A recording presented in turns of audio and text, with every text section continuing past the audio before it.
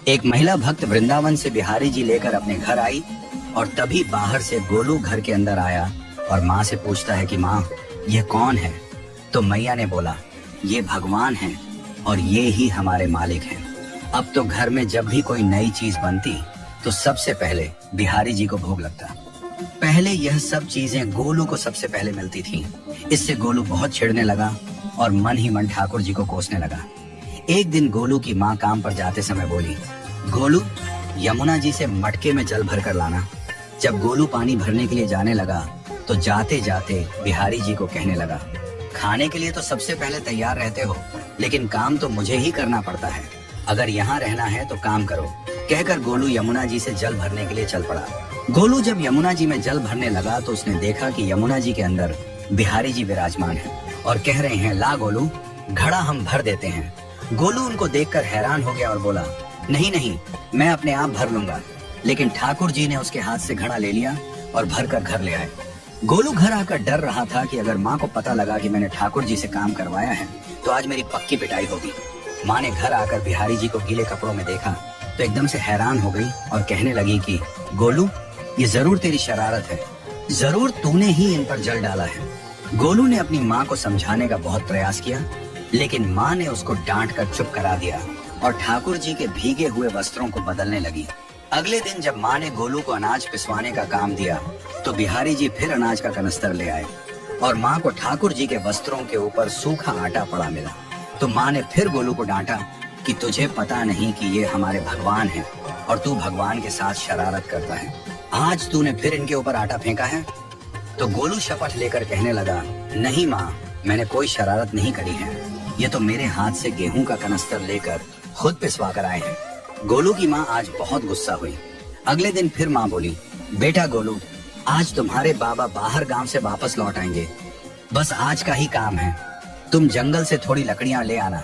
गोलू फिर डर गया, कहीं ठाकुर जी फिर मेरे पीछे ना आ जाएं। गोलू ने माँ को बोला कि मैं चला तो जाऊंगा, लेकिन बिहारी जी को समझा लो, वो मेरे पीछे ना आए।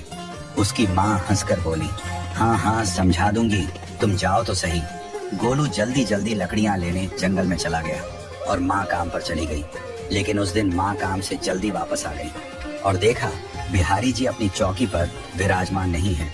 वह तो एकदम से घबरा गई कि कहीं गोलू की शरारत तो नहीं। वह भागी भागी जंगल की तरफ गई। तभी उसने देखा कि गोलू के साथ एक इंसान लकड़ियों को लेकर घर आ रहा है। गोलू की माँ ये देखकर हैरान हो गई कि ये तो बिहारी जी हैं। ये क्या हमारे भगवान हमारा काम कर रहे हैं? इसका अर्थ गोलू ठीक कह रहा था। वह जल्दी जल्दी भागकर ठाकुर जी के पास गई और लकड़ियां उनके हाथ से लेते हुए उनके चरणों में गिरकर रोती हुई बोली, हे बिहारी जी, ये आप क्या कर रहे हो? मुंह गरीब का काम क्यों कर रहे हो? ठाकुर जी मुस्कुराते हुए बोले, हमें तो तेरे बेटे पर बहुत प्यार आता है। सब लोग हमें भगवान समझते हैं, लेकिन एक तेरा बेटा ही था जो हमको अपना मानता था। अपना मानकर वो हमें डांट भी देता था, हमारे साथ गुस्सा भी करता था, और जो हमें एक बार अपना मान लेता है तो हम उसके मान के लिए उसके ही हो जाते हैं। एक महिला भक्त वृंदावन से बिहारी जी लेकर अपने घर आई और तभी बाहर से गोलू घर के अंदर आया और माँ से पूछता है कि माँ ये कौन है? तो मैया ने बोला, ये भगवान है और ये ही हमारे मालिक हैं। अब तो घर में जब भी कोई नई चीज बनती तो सबसे पहले बिहारी जी को भोग लगता। पहले यह सब चीजें गोलू को सबसे पहले मिलती थीं। इससे गोलू बहुत चिढ़ने लगा और मन ही मन ठाकुर जी को कोसने लगा। एक दिन गोलू की माँ काम पर जाते समय बोली, गोलू यमुना जी से मटके में जल भर कर लाना। जब गोलू पानी भरने के लिए जाने लगा तो जाते जाते बिहारी जी को कहने लगा, खाने के लिए तो सबसे पहले तैयार रहते हो, लेकिन काम तो मुझे ही करना पड़ता है।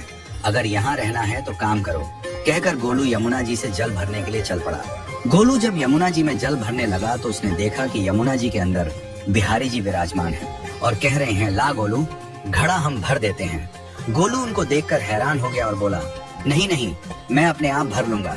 लेकिन ठाकुर जी ने उसके हाथ से घड़ा ले लिया और भर कर घर ले आए। गोलू घर आकर डर रहा था कि अगर माँ को पता लगा कि मैंने ठाकुर जी से काम करवाया है तो आज मेरी पक्की पिटाई होगी। माँ ने घर आकर बिहारी जी को गीले कपड़ों में देखा तो एकदम से हैरान हो गई और कहने लगी कि गोलू ये जरूर तेरी शरारत है, जरूर तूने ही इन पर जल डाला है। गोलू ने अपनी माँ को समझाने का बहुत प्रयास किया, लेकिन माँ ने उसको डांट कर चुप करा दिया और ठाकुर जी के भीगे हुए वस्त्रों को बदलने लगी। अगले दिन जब माँ ने गोलू को अनाज पिसवाने का काम दिया तो बिहारी जी फिर अनाज का कनस्तर ले आए और माँ को ठाकुर जी के वस्त्रों के ऊपर सूखा आटा पड़ा मिला। तो माँ ने फिर गोलू को डांटा कि तुझे पता नहीं कि ये हमारे भगवान हैं और तू भगवान के साथ शरारत करता है। आज तूने फिर इनके ऊपर आटा फेंका है। तो गोलू शपथ लेकर कहने लगा, नहीं माँ, मैंने कोई शरारत नहीं करी है। ये तो मेरे हाथ से गेहूं का कनस्तर लेकर खुद पिसवा कर आए हैं। गोलू की माँ आज बहुत गुस्सा हुई। अगले दिन फिर माँ बोली, बेटा गोलू, आज तुम्हारे बाबा बाहर गांव से वापस लौट आएंगे। बस आज का ही काम है, तुम जंगल से थोड़ी लकड़ियां ले आना। गोलू फिर डर गया, कहीं ठाकुर जी फिर मेरे पीछे ना आ जाएं। गोलू ने माँ को बोला कि मैं चला तो जाऊंगा, लेकिन बिहारी जी को समझा लो, वो मेरे पीछे ना आए। उसकी माँ हंसकर बोली, हाँ हाँ समझा दूंगी, तुम जाओ तो सही। गोलू जल्दी जल्दी लकड़ियां लेने जंगल में चला गया और माँ काम पर चली गई। लेकिन उस दिन माँ काम से जल्दी वापस आ गई और देखा बिहारी जी अपनी चौकी पर विराजमान नहीं है। वह तो एकदम से घबरा गई कि कहीं गोलू की शरारत तो नहीं। वह भागी भागी जंगल की तरफ गई। तभी उसने देखा कि गोलू के साथ एक इंसान लकड़ियों को लेकर घर आ रहा है। गोलू की माँ ये देखकर हैरान हो गई कि ये तो बिहारी जी हैं। ये क्या हमारे भगवान हमारा काम कर रहे हैं? इसका अर्थ गोलू ठीक कह रहा था। वह जल्दी जल्दी भागकर ठाकुर जी के पास गई और लकड़ियां उनके हाथ से लेते हुए उनके चरणों में गिरकर रोती हुई बोली, हे बिहारी जी, ये आप क्या कर रहे हो? मुंह गरीब का काम क्यों कर रहे हो? ठाकुर जी मुस्कुराते हुए बोले, हमें तो तेरे बेटे पर बहुत प्यार आता है। सब लोग हमें भगवान समझते हैं, लेकिन एक तेरा बेटा ही था जो हमको अपना मानता था। अपना मानकर वो हमें डांट भी देता था, हमारे साथ गुस्सा भी करता था, और जो हमें एक बार अपना मान लेता है तो हम उसके मान के लिए उसके ही हो जाते हैं।